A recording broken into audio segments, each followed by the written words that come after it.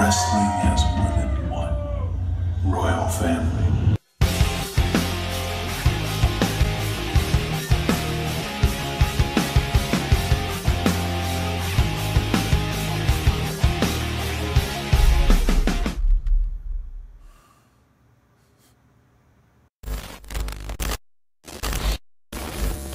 Dernier SmackDown Live de l'année 2018 en ce 25 décembre. D'ailleurs, j'espère que vous avez passé un joyeux Noël et j'espère que vous avez passé un joyeux 31 décembre. Le fêter comme il le faut. Et c'est la dernière review de l'année sur la chaîne Darian Ennis Catch. Mais ce ne sera pas la dernière vidéo car je ne sais pas si vous l'avez vu sur Twitter. Je pense que vous l'avez vu si vous me suivez sur Twitter ou Facebook. D'ailleurs, allez me suivre maintenant sur Twitter et Facebook. Mais je sors enfin et je fais enfin des top 10 les amis. Et le premier top 10 de la chaîne est sorti, c'est le top 10 des pires superstars de l'année à la WWE, les superstars les plus gâchés à la WWE en 2018. Donc vraiment, allez le voir, c'est hyper important, il est sorti il y a 2 jours.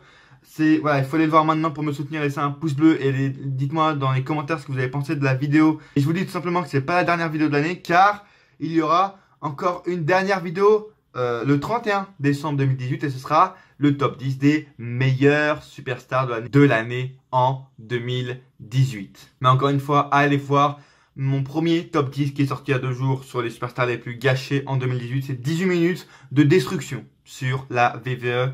Laissez un pouce bleu vraiment, ça me soutiendrait parce que je vous rappelle, j'ai passé 15 heures de montage.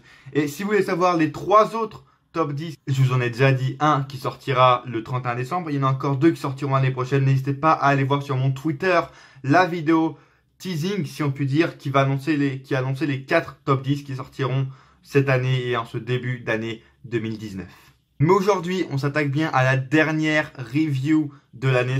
On s'attaquera à la review de SmackDown en direct de Fresno, California, qui a été tournée la semaine dernière pour laisser aux superstars tout simplement Noël de libre. Et ça, c'est vraiment une bonne idée, très bien de la part de la WWE de faire ça. Et d'ailleurs, le SmackDown et le Raw de la semaine prochaine qui seront tournés ce vendredi et ce samedi. Donc on aura sûrement les spoils pendant ce week-end de Raw et SmackDown de la semaine prochaine. Mais c'est totalement normal.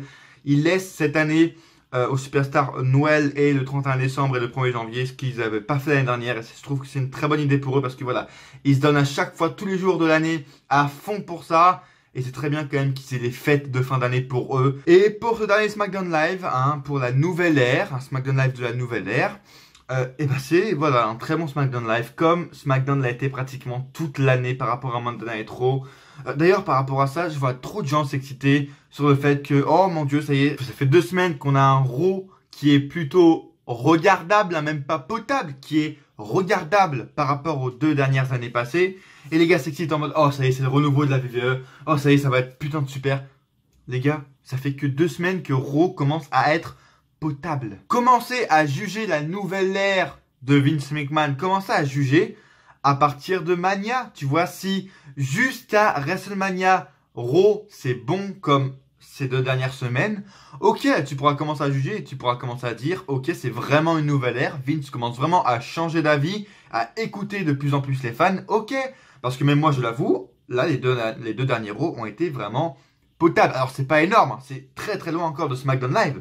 Parce que les superstars sont complètement mortes. Depuis 2 ans, Vince McMahon tue les superstars à Raw. Donc du coup, t'as plus du tout de hype. Même pour un nouveau push de Finn Balor, t'apprécies de plus en plus le produit de Raw. Et voilà, moi je vais pas juger. Je vais laisser faire. Les gens jugent trop vite. J'ai pas envie d'être déçu. Mais par contre, si jusqu'à WrestleMania, Raw est comme ça et que c'est vraiment une nouvelle ère et qu'on donne plus de chance et qu'on voit plus des Finn Balor, des Tyler Breeze, etc., là, je dirais, ok, il y a vraiment une nouvelle ère et Vince McMahon a vraiment changé de cap, il a vraiment changé. Mais là, les gars, c'est trop tôt pour juger, c'est vraiment beaucoup trop tôt.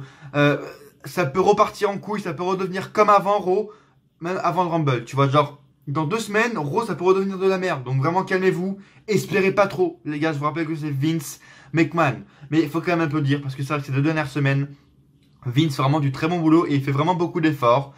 On le voit beaucoup plus. Ok, on le voit, il est en Père Noël et il parle dans sa barbe. Je suis d'accord. Mais il fait beaucoup d'efforts pour Vince McMahon être en Père Noël à Raw pendant 2 minutes. Ah non, mais c'est un truc de fou maintenant pour lui, tu vois. On a encore vu ce soir à SmackDown Live.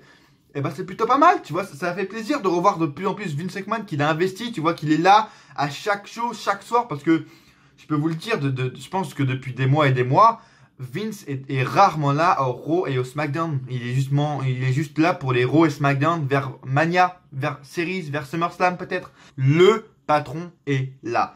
Mais voilà, un SmackDown Live ce soir qui est encore du feu de Dieu.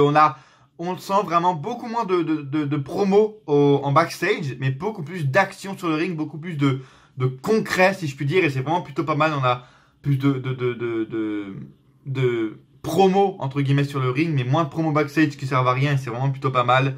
Et voilà, on a des rivalités qui tiennent la route. Ils arrivent enfin à nous faire des rivalités même à Raw qui tiennent la route. Par exemple, le Samoa Joe Jeff Hardy qui est vraiment plutôt pas mal, qui commence à prendre une grande ampleur avec Jeff Hardy qui se fait reprendre le dessus par ses démons, etc. Vraiment pas mal. Mustafa Ali, je vous le dis concrètement, je suis très content de voir ce qu'il est devenu actuellement, les gars. Je vous le dis, c'est comme mon poulain. Mustafa Ali, je le suis depuis janvier, depuis ses débuts. Et même avant le renouveau des Cruiserweight en janvier, je vous l'ai dit des mois et des mois avant le renouveau en janvier, je vous le disais, Mustafa Ali, quand il était à Raw, etc., je vous disais, putain, le mec, c'est un des plus grands, il peut devenir un des plus grands, etc. Je soutiens depuis très longtemps Mustafa Ali. Et là, de le voir qu'il est actuellement en rivalité avec Daniel Bryan. Daniel Bryan, le champion, les gars. Ça me fait juste hyper plaisir de voir ce qu'il est devenu actuellement. Et il est à SmackDown. Je suis très très content pour lui. Mustafa Ali, ça va être sûrement, je pense, le nouveau babyface de SmackDown Live pendant les années qui vont suivre. Ça va être sûrement le nouveau Daniel Bryan, le nouveau Johnny Gargano, je pense, de SmackDown Live. Ça fait hyper plaisir. Le mec est déjà en rivalité avec Bryan. Et il bat des Andrade Cien Almas. Alors oui, c'est pas bien pour Andrade, mais ça donne vraiment beaucoup de momentum à Ali et ça fait très plaisir. Les gens sont vraiment dedans, Mustafa Ali, tu vois, ils sont investis en lui et ça fait hyper plaisir. Et d'ailleurs, en parlant de public, ce soir, le public, les gars, wow! C'est très bien, tu vois, mais c'est tellement rare. Waouh! On n'est pas à Chicago, tu vois, on n'est pas au Canada ou à Las Vegas où le public est à chaud. On est à Fresno. À Fresno, les gars. Et le public était, mais chaud patate. Alors, je sais pas si c'est parce que c'était Noël ou quoi, tu vois. Mais c'était le même public que la semaine dernière. Et bah, putain, c'est waouh! Il a changé d'une minute à l'autre. Genre, je sais pas, peut-être que j'ai l'impression quand même qu'il y a des chants qui ont été rajoutés. Parce que ça me paraît vraiment trop quand même. Parce que là, le public est investi pour tout segment, tout. Pour les segments backstage, pour machin, pour l'entrée de Nakamura, pour le match Nakamura-Rusev, dont tout le monde se bat les couilles, etc.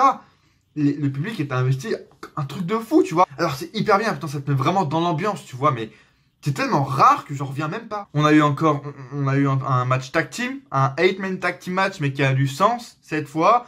Et on revoit enfin Karl Anderson et Luke Gallows, que je vous le dis concrètement depuis des mois, c'est une des meilleures équipes à la WWE actuellement. Et enfin on les voit et ils ont enfin une victoire sur les champions.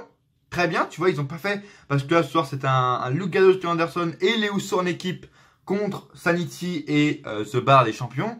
Et j'avais peur qu'ils donnent la victoire aux Usos, tu vois, alors qu'il y avait The Club. Et c'est très bien, ils ont donné la victoire au Club, à Karl Anderson et à Luke Gallows sur les champions, tu vois, pour qu'ils prennent un peu de momentum, etc. Là, les Sanity, les Karl Anderson et Luke Gallows, ils sont dans une bonne vibe, tu vois, ils sont dans une bonne onde. Là, il faut qu'ils en profitent maintenant, il faut qu'ils aient du momentum maintenant, tout de suite. Et comme ça, ils pourront monter très vite l'année prochaine. J'ai hâte de voir ce qu'ils vont faire, mais enfin, ils se réveillent dans la division par équipe de SmackDown. Et enfin, on voit des nouveaux visages. Ça fait plaisir, putain. Un Mystique, toujours du feu de Dieu. Et on a un nouveau champion. Rusev est le nouveau champion des États-Unis. Voilà, j'en ai un peu rien à carrer parce que ce titre, tout le monde s'en bat les couilles. Hein. Nakamura l'a complètement tué en étant un des pires champions US de l'histoire, concrètement de l'histoire. Donc ça fait plaisir pour Rusev. C'était son anniversaire aujourd'hui, le 25 décembre, hein, même si le show a été tourné la semaine dernière. Mais voilà, en réalité, Rusev est né le 25 décembre, donc c'est quand même un plus beau cadeau de Noël, tu vois, c'est pas mal. Mais voilà, il est nouveau champion dans un match plutôt potable. Et la fin également, on en reviendra plus tard, mais AJ qui, je sais pas, fait un heel turn, Vince McMahon qui a pété un câble sur lui, je sais pas ce qui s'est passé. La fin, je vous le dis concrètement, j'ai pas tout compris. J'ai pas tout compris la fin, Vince McMahon qui a pété un câble sur AJ qui a fait un heel turn. Est-ce qu'on a assisté au heel turn le plus rapide de l'histoire? Je sais pas, c'était très bizarre à la fin, mais ça fait plaisir de voir Vince, hein. Faut pas trop en demander à Vince. Il est là, c'est déjà bien. Tu vois, il peut faire de la merde. Il est là, c'est déjà bien. Faut s'en réjouir. Mais bref, un SmackDown Live vraiment de fou. Le seul point négatif que je vois, c'est qu'il n'y a pas eu les femmes. plus le show avançait, puis je me suis dit, putain, il n'y a pas Becky Lynch, Charlotte, Asuka, elle est pas là, Asuka, je sais pas où elle est. Il n'y a pas eu de femme, donc pourquoi pas pendant une semaine. Ça fait pas de mal, tu vois. C'est les trucs les plus over à SmackDown. Les femmes actuellement, c'est les trucs les plus over à SmackDown et à la WWE actuellement. Donc pourquoi pas, on les voit pas une semaine. Je vais pas critiquer, tu vois. En plus, c'était un SmackDown spécial, elles auraient pas fait grand chose. Donc, soit, tu vois, soit on n'a pas vu Becky Lynch, soit on n'a pas vu Asuka. C'est pas grave. Bref. Comme je vous l'ai dit, ce soir, on était le 25 décembre, SmackDown, c'était en direct de Fresno, en Californie, comme la semaine dernière. N'hésitez pas d'ailleurs à laisser un pouce bleu pour me soutenir pour l'année prochaine, pour les futures reviews de l'année prochaine de Raw et de SmackDown. Parce que oui, je continue les reviews de Raw, de SmackDown. Oui, je continuerai les pronostics de pay-per-view, les résumés de pay-per-view, les top 10. Sûrement que je continuerai si vous si vous likez beaucoup les vidéos et si vous aimez, si vous commentez les vidéos top 10, bien sûr que je continuerai si vous aimez ça. Et voilà, de nouveaux projets, mais je vous le dis, plus on est de fous, plus on rit, plus on sera nombreux sur cette chaîne et plus il y aura de projets. Donc vraiment, abonnez-vous, Road to 250, Road to 300, Road to 1K. On ne sait pas les amis, mais plus vous êtes nombreux et plus il y aura de projets. Ils sont tous dans ma tête, ils sont tous même écrits. Les projets n'attendent plus que vous, les amis. Les projets n'attendent plus que l'évolution de la chaîne. Bref. SmackDown commence ce soir avec R-Truth et Carmella qui ont été renommés pour ce soir. Comment ils ont été nommés? Truthy Close, le Père Noël Trousse, et Carmelfa. C'est pas très beau comme nom. Mais bref, ils arrivent en Père Noël et en Mère Noël. Voilà, c'était Noël, c'était pas mal, ils sont bien popés. Une petite dance break, R-Truth qui fait une petite promo en mode ouais, vous avez tous été gentils, vous aurez des cadeaux, super, ben merci. Et là, Bryan arrive. Ok, super, j'ai pas compris tout de suite, mais voilà. Daniel Bryan, le champion de la WWE, arrive pour confronter R-Truth. Il faut que je retrouve le moment où il arrive. Tac. Bryan coupe les festivités et arrive sur le ring. Bryan dit qu'il ne peut pas croire et qu'il doit accepter ça plutôt que de passer du temps en famille. Il ne va pas accepter de voir cette arnaque de Truthy Close, le Père Noël Truth. Il doit le dire, ce n'est pas le vrai Père Noël que nous avons devant nous. Il les insulte et déranger. Il les insulte de déranger, pardon. Bryan dit qu'il est ici pour nous dévoiler le vrai Père Noël et non parler d'eux. Bryan dit qu'il comprend pourquoi on vénère. Pourquoi qu'on vénère? Je suis sur 4 News, du coup, il faut que je corrige les fautes en même temps. Hein. C'est marqué pourquoi qu'on vénère. Ah, c'est bien. Français. Toi. Pourquoi l'on vénère le Père Noël? Le Père Noël est le symbole de nos désirs matérialistes. Pendant plus de 40 ans, nos vies ont causé la disparition des récifs coralliens. Qu'est-ce que ça donne aussi? La fonte des glaciers qui fait monter le niveau de l'océan. Dans 20 ans, nous n'aurons plus de pôle Nord pour le Père Noël. R-Truth dit que Bryan est un petit lutin fâché. Bryan dit que Truth essaye de faire des blagues avec lui. Il ne s'attend à rien de moins, comme toute la carrière de Truth qui était une vraie blague. Et encore une fois, Bryan qui arrive, tu vois, et c'est bien parce que c'est très bien comment il est booké, Bryan. Tu vois, j'étais le premier à être contre le Bryan champion. Je vous dis depuis des mois, je voulais dire, oh, Bryan champion, c'était pas bien. Mais en heel, putain, c'est énorme. Tu vois, le mec arrive n'importe quand, il a des promos. Il a beaucoup de promos et du temps en promo comme un vrai champion, tu vois, à la CM Punk, à la Seth Rollins, le mec a du temps en promo parce que c'est le champion, et c'est très bien. Et là, le mec arrive quand il veut parce que c'est son show, tu vois, il est le champion de son show, et là, il arrive comme ça, et il dit, putain, vous croyez encore au Père Noël, et en plus, là, c'est le moment parfait, tu vois, le mec est vegan, du coup, il dit, putain, vous croyez au Père Noël, mais vous êtes fous, avec tous vos désirs, avec tous vos cadeaux, vous êtes en train de tuer la Terre, vous détruisez les récifs coralliens, vous faites fondre les glaciers, putain, mais c'est énorme. C'est un heel tellement original, bordel, c'est tellement bon. Et voilà, je suis très fier de m'être trompé sur ça. Et voilà, j'aime beaucoup le nouveau Daniel Bryan en tant que champion, je kiffe vraiment ça. Bref. Ensuite, R-Truth continue en disant qu'il ferait mieux, Bryan ferait mieux de faire attention. R-Truth va aller en Rumble haut en 30e position alors que peut-être suite à sa victoire, il va affronter Bryan. Ok, c'est pas très français, mais en gros, il dit qu'il sera en 30e position, donc peut-être qu'il affrontera Bryan pour le titre à Mania si Bryan est toujours champion à Mania. Donc là, c'est une petite pique qui lui lance.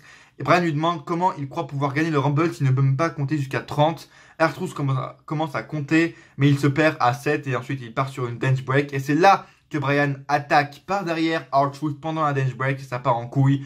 Bryan s'attaque à la jambe de R-Truth, etc. Bref, pas mal. Très bon segment pour commencer cette édition spéciale Noël. Voilà, c'est pas de mal. Et Bryan qui est toujours aussi champion et qui perd aucune crédibilité. J'ai hâte de voir ce qu'il va faire pour la suite. Mais voilà, c'est un champion hyper crédible, hyper original. Et voilà, j'ai hâte de voir la suite. On Débute les premiers matchs de la soirée avec Andrade Cien Almas contre Mustafa Ali. J'ai fait, ok. Vous savez que ce match, c'est un match Big Four. Hein. Andrade Cien Almas contre Mustafa Ali. Comme ça, à SmackDown. C'est Noël. Pour le coup, c'est Noël. Pourquoi pas, tu vois. Mustafa Ali gagne. Le seul point négatif que j'ai à voir de ce match, c'est vraiment la défaite trop facile d'Andrade Cien Almas. Ok, c'est bien pour Ali, tu vois, mais c'est le point négatif, c'est que les deux, là, ils ont mis deux mecs en face à face, mais qui avaient besoin les deux d'une victoire, tu vois. Ils ont fait gagner Mustafa Ali. Pourquoi pas, tu vois, il débute à SmackDown, du coup, il a besoin d'une victoire, mais Almas perd beaucoup trop facilement. Je trouve, il a perdu en moins de 10 minutes, tu vois. À la fin, il se fait enchaîner, bim, DDT et 054, fini. Un peu trop facile, la défaite d'Andrade Cien Almas. J'espère qu'il va être mieux booké et qu'il aura un vrai push en 2019 à SmackDown, parce que là, voilà, même si c'est Mustafa Ali qui commence à être un vrai visage du côté de SmackDown, le mec, en 3 semaines, c'est un vrai visage du côté de SmackDown, donc c'est plutôt pas mal pour lui. Mais Almas, j'espère vraiment pas le voir couler, j'espère qu'il va monter et être poussé de plus en plus. Voilà. En coulisses, on demande à Samoa Joe les commentaires au sujet de Jeff Hardy et de son match plus tard dans la soirée. Joe dit que c'est toujours bien de se rappeler des souvenirs, spécialement ceux qui nous ont détruits. Joe dit que Jeff est un homme fort, mais il a vu quelqu'un qui voulait changer les choses. Il est la nouvelle dépendance de Jeff. Toute la rage et l'obsession de Jeff va se terminer ce soir pour son bien-être. Pas mal, mais encore une fois, je vous le dis, Samoa Joe, je n'y crois plus. Comme je vous l'ai dit dans mon top 10 des superstars les plus cachés, en 2018, j'ai parlé de Samoa Joe. Hein, si vous voulez aller voir, encore une fois, mon top 10 sur les superstars les plus cachés. Je ne crois plus en ce que dit Samoa Joe. C'est très bien, tu vois, la promo, en gros, il dit que voilà, Jeff a été toujours dépendant de beaucoup de choses. Et là, la nouvelle dépendance de Jeff, c'est Samoa Joe et tout. C'est plutôt pas mal, tu vois, c'est vraiment de la bonne promo. Mais je ne crois plus du tout. Je m'en fous complètement de ce que dit Samoa Joe. Ils ont tué pour moi. Samoa Joe est mort. Là, pourtant, il est dans une bonne rivalité, tu vois, il est dans une rivalité qui tient la route. Hein. Mais je m'en fous. Vraiment, je m'en fous de ce qu'il dit concrètement. C'est un truc de fou. On passe au 8-man tag team match. Là, il y a le New Day qui arrive entre deux. Hein. Donc, c'est The Club The Club et les Usos contre Sanity et The Bar. Et là, il y a le New Day qui arrive, bordel, pour commenter, tout simplement, au bord du ring, le match. Pourquoi le New Day doit toujours être là? Sérieusement, ils sont pas dans le match. Pourquoi ils doivent toujours être tout le temps là, tout le temps là? La semaine dernière, il y a eu un show spécial Noël, spécial Rewind de l'année 2018 à la WWE par le New Day. La semaine prochaine, on aura le New Day à SmackDown qui vont célébrer la nouvelle année, qui vont, ouais, New Year, trop bien. Arrêtez avec le New Day. Ils sont pas là, pourquoi vous les montrez encore? C'est chiant, putain. Bref, un match vraiment plutôt potable, assez court quand même, mais c'est très bien. Ils ont fait gagner Karl Anderson et Luke Gallows qui sont, comme je vous le dis, dans un bon momentum, dans une bonne vibe. Et ils gagnent, ils pinent en plus les champions The Bar. Très bien, très bien. Soit Sanity ne sont pas décrédibilisés parce qu'ils n'ont pas reçu le tombé. Juste par contre, redonnez vraiment la vraie tenue à Killian Dane. S'il vous plaît. Pourquoi vous lui avez enlevé? Enfin, je sais pourquoi ils lui ont enlevé. Je parie que c'est Vince lui a enlevé la tenue parce que il est trop gros. Je parie que c'est pour ça que Vince lui a fait changer de tenue à Killian Dane. C'est parce qu'il est trop gros, mais ça lui va tellement pas. Ça lui va tellement pas à Killian Dane. Enfin bref. Victoire de Karl Anderson et de Luke Gallows et des Usos, tu vois, les Face. Et j'ai hâte de voir ce que vont devenir Karl Anderson et Luke Gallows pour leur renouveau à SmackDown Live. En coulisses, les Cruiserweight félicitent Mustafa Ali. Donc, t'as Akira Tozawa, t'as Brian Kendrick qui est re-jeune. Tu vois, le mec qui a re-20 ans parce qu'il s'est rasé la barbe, il s'est rasé les cheveux. Enfin, il s'est recoupé les cheveux comme en 2007-2008. Du coup, voilà, il est hyper jeune maintenant. On dirait qu'il a 20 ans. Il y a également Cedric Alexander, son pote de toujours, qui vient le féliciter pour son match de ce soir. Et il y a Shelton Benjamin également qui l'accueille et qui lui dit bienvenue à SmackDown, etc. Et là, t'as Brian qui arrive par derrière et qui attaque Mustafa Ali, tu vois, il continue, il digère pas la défaite de la semaine dernière contre Mustafa Ali. Et voilà, il attaque, Cruiserweight arrête Brian. Et voilà, c'est plutôt pas mal. Mustafa Ali part en rivalité avec le champion. Enfin, je sais pas s'il est complètement en rivalité avec le champion, mais... Parce que Brian attaque tout le monde en ce moment, il attaque R-Truth, il attaque AJ, il attaque Ali. Mais vraiment plutôt pas mal, tu vois. Mustafa Ali, vraiment, fait de très très bons débuts à SmackDown. Vraiment, je suis tellement content pour lui. Vraiment, ça va faire bizarre de plus le voir à 205 Live. Mais bah, il y a quand même beaucoup de visages à 205 Live pour le remplacer. Mais je suis quand même très content de ce qu'il est devenu à SmackDown et j'ai hâte de voir ce qu'il va faire l'année prochaine. Est-ce qu'il va être dans le Rumble? Est-ce qu'il va avoir un match important à Mania? Je pense que oui. Mais voilà, très content pour lui de ce qu'il a. Il le push vraiment bien avec en plus une rivalité avec le champion WWE. Donc je suis vraiment très content pour lui. On passe au Miz TV. Et là, le Miz arrive sur le ring avec la World Cup et il accueille Shane McMahon. C'était l'invité ce soir, c'était Shane McMahon. Et là, voilà, un très bon Miz TV. Je vous conseille d'aller le voir. Je vais pas tout le résumer parce que c'est assez long. Je vous conseille d'aller le voir tout simplement. Miz parle il résume l'année et il dit tout simplement, voilà, il a voulu être co-bestie, il a voulu être tag team avec Shane McMahon, il n'a pas accepté. Il a demandé à Shane McMahon s'il avait vu son match de la semaine dernière avec Mandy Rose. Il avait gagné face au gagnant du Mixed Match Challenge, etc. Ensuite, Miz parle de son père qui a jamais été fier de lui. Même quand il a gagné, quand il a main eventé WrestleMania, son père n'était pas fier de lui. Il avait dit de remercier le Rock, etc. Son père n'a jamais été fier de lui, etc. Ça part sur une séquence émotion, tu vois, le Miz qui se livre un peu à Shane McMahon. Et Shane McMahon parle encore et dit ouais, c'est bien. Et Miz demande à la foule, maintenant vu que c'est une nouvelle ère, maintenant vu que c'est les McMahon, ils sont 4 à diriger le show, pourquoi Shane McMahon ne pourrait pas laisser la place aux autres et devenir tag team avec le Miz. Et Miz dit tout simplement que vu que c'est une nouvelle ère et que maintenant c'est le public, l'univers WWE qui redirige le show SmackDown et Raw, eh bien ils demandent à l'univers WWE s'ils sont d'accord et s'ils sont contents et s'ils veulent voir Miz et Shane McMahon en équipe. Et là il y a une grosse pop de l'univers WWE. Et donc Shane McMahon accepte de devenir équipier et de former une tag team avec le Miz. J'ai hâte de voir ça pour la nouvelle année. Voilà, une équipe avec Shane McMahon et The Miz. Encore Shane McMahon, toujours Shane McMahon, certes, mais il y a le Miz, du coup ça peut sauver le truc, tu vois. J'espère vraiment que ça va pas amener à un heel turn de Shane McMahon et à un face turn du Miz, comme il y a eu des rumeurs il y a quelques semaines de cela. J'ai peur, mais j'espère vraiment pas qu'on ait un Miz contre Shane McMahon heel à Mania, tu vois. J'ai peur de ça, vraiment, mais j'ai hâte de voir. Je suis intrigué par ce qui va arriver entre les deux. Singles match entre Samoa Joe et Jeff Hardy. Match plutôt sympathique. Encore une fois, le public qui a investi comme jamais. Vraiment, c'était impressionnant d'entendre le public ce soir qui était investi comme un truc de fou, tu vois.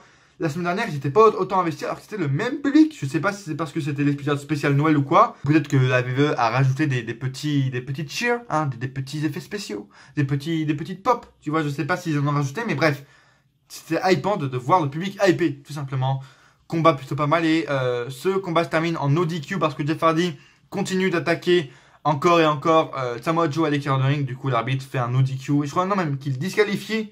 Il disqualifie Jeff. Du coup, c'est une victoire de Samoa Joe par disqualification. Et ensuite, Jeff Hardy continue à frapper Joe à l'extérieur de ring. Joe reprend le dessus et le finit avec sa coquina clutch. Une rivalité qui prend du sens. Une rivalité qui tient la route. Jeff Hardy qui devient la nouvelle, Samoa Joe qui devient la nouvelle dépendance de Jeff Hardy. Une rivalité qui tient vraiment la route et j'ai hâte de voir la suite encore une fois. Est-ce que leur rivalité se terminera au Rumble ou pas? Est-ce qu'elle se terminera avant? Je sais pas, mais en tout cas j'ai hâte de voir la suite entre les deux. Ensuite, qu'est-ce qu'on a? On a Nakamura en coulisses qui dit que Rusev a été méchant cette année, donc du coup il n'aura pas de titre pour Noël, mais il aura seulement un knee to face, un coup de genou dans la face. Et en coulisses, là, c'est le segment que, également, j'ai pas compris. On a les Usos qui marchent en coulisses, etc. Jimmy part parce qu'il a rejoint sa famille, etc. Là, t'as Jay qui va chercher Naomi pour fêter Noël avec elle. Et là, t'as Mandy Rose et Sonya Deville qui sortent de nulle part. Et elles disent à Jay, parce qu'au-dessus, il y a du gui. Et là, il y a Mandy Rose qui parle à Jay Uso et qui dit « Regarde au-dessus, il y a du gui. » Et qui dit gui dit qu'on doit s'embrasser. Parce que voilà, du coup, voilà, quand il y a du gui au-dessus de toi, tu dois t'embrasser, etc. Bon, je pense que vous connaissez un peu la chanson. C'est le segment vraiment que j'ai le moins compris. Puis là, après, t'as Naomi qui arrive et qui lance son talon sur Naomi, etc. Et machin. Enfin, sur Mandy Rose et Sonya Deville. J'ai pas compris. Qu'est-ce que Sonya Deville et Mandy Rose viennent faire avec Jey Uso? J'espère que ça va pas partir sur une storyline. Je pense que ça va partir sur une rivalité avec Mandy Rose et Naomi, peut-être. Mais j'ai pas compris le segment. Je vois pas l'intérêt en fait, bref. Segment très bizarre de la soirée. Et enfin le main event, Nakamura contre Rusev pour le titre. Match qui était long mais qui était plutôt passable. Voilà, victoire de Rusev à la fin du match. Encore une fois, un public hyper investi dans ce match. J'ai rarement entendu ça de l'année, bordel, c'est un truc de fou. Voilà, Rusev qui est le nouveau champion. Je sais pas ce qu'il va faire avec ce titre qui n'a plus aucune valeur. Est-ce qu'il va réussir à le redorer? Est-ce qu'il va garder le titre longtemps? Est-ce qu'il va garder le titre jusqu'à Mania? Est-ce qu'il va se faire reprendre par Nakamura? Ou est-ce que c'était voilà, est-ce que c'était seulement un feel-good moment pour cette fin d'année? Je sais pas. Bref, voilà, je suis pas tellement intrigué par un nouveau champion, mais ça fait plaisir de le revoir champion. Ça fait au moins 2-3 ans qu'il n'avait plus été champion. Du coup, ça fait vraiment plaisir de le revoir avec un titre. Et on finit ce show avec AJ Styles qui marche en coulisses et qui va voir Vince McMahon parce que Vince McMahon l'avait demandé, voulait le voir. Et là, voilà, je voulais vous dire tout, c'est très bizarre. Vince demande à AJ son nom. AJ se présente et il dit qu'il est le phénoménal AJ Styles, un 2 fois champion de la WWE et SmackDown est sa maison et la maison que AJ a construit. Vince lui demande pourquoi il ne se bat pas si c'est sa maison, il veut savoir qui est le vrai AJ Styles. Il a vu ces personnes venir et partir, ils gagnent des titres, ils gagnent leur argent et ensuite ils reviennent chez eux et il s'habitue à ça. Vince dit qu'AJ a un trou noir dans son cœur malgré son âme formidable. Vince dit qu'AJ ne peut pas la laisser partir et prendre le contrôle. Vince dit qu'il veut voir ça d'AJ. S'il exploite tout ça, il pourra brutaliser et terroriser tout le roster de SmackDown. Il y a un animal en AJ Styles qui attend de sortir. L'animal le mange vivant. Vince dit qu'il veut voir cet animal et il va le voir. Vince gifle AJ Styles et AJ répond avec un coup de poing. Il frappe Vince McMahon et le show se termine. Alors ça fout un gros cliffhanger pour l'année prochaine, pour le prochain épisode qui sera l'année prochaine en 2019. Est-ce qu'on... Je sais pas, est-ce que c'est un heel turn? Est-ce que AJ va être plus agressif? Mais waouh, AJ, je savais pas qu'il était aussi influençable que ça. Tu vois, ok, c'est Vince, mais le mec a changé de posture, le mec a changé d'avis. Boum, en 2 minutes. Le mec parle, boum, 2 minutes, AJ change d'avis. Est-ce qu'il a fait un heel turn? Peut-être, peut-être pas.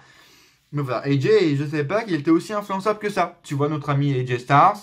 Je sais pas si c'est un heel turn ou pas. Dites-moi tous vos avis dans les commentaires. C'est la fin de cette review. Donc voilà, n'hésitez pas à laisser un pouce bleu et dites-moi tous vos avis dans les commentaires parce que je vous rappelle, ça m'intéresse de savoir vos avis. Qu'est-ce que vous avez pensé de SmackDown? Qu'est-ce que vous avez pensé de l'année 2018 de SmackDown? Qu'est-ce que vous avez pensé de Raw en 2018 de SmackDown? Dites-moi tout dans les commentaires, ça m'intéresse. N'hésitez pas encore une fois à aller voir mon top 10 des pires superstars de l'année qui est sorti il y a quelques jours sur la chaîne. Et mon top 10 des meilleurs superstars de l'année qui va sortir dans quelques jours, le 31 décembre 2018. Laissez un pouce bleu, abonnez-vous si ce n'est pas déjà fait pour me soutenir. Pourquoi pas attendre les 260 abonnés avant la fin de l'année, avant le début de l'année 2019. Pourquoi pas, ça me ferait hyper plaisir. Laissez un pouce bleu si vous avez aimé ce que vous avez vu. Et suivez-moi, très important, sur les réseaux sociaux Twitter et Facebook pour ne rater aucun post, aucun tweet sur Raw, sur SmackDown, ce que je pense de Raw, ce que je pense de SmackDown, de 205 Live, des news qui sortent en ce moment sur la WWE, etc. Et des prochaines vidéos qui vont sortir sur la chaîne. Et à coup sûr, on se retrouve dans une prochaine vidéo. Ou pas.